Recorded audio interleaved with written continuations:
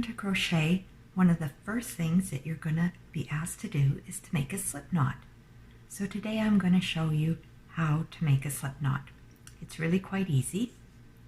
You just take this short yarn end and you place that in your left hand.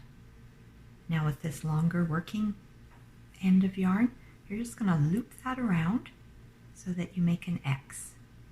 So you can see the X there. And pinch that X, and then with that working yarn just continuing to go underneath the loop you made and then up and through the middle. And there you have a slip knot. You just pull those two ends to tighten.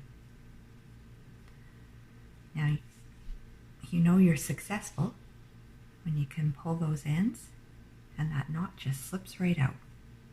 So again, holding that short end in your left hand, we're going to make a loop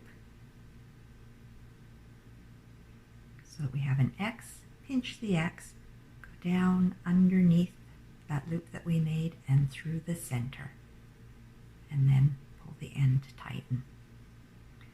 Now for my younger audience, a little memory aid for you. Think about a rabbit.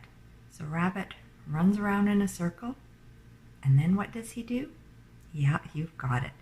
He pops his head right up through the hole.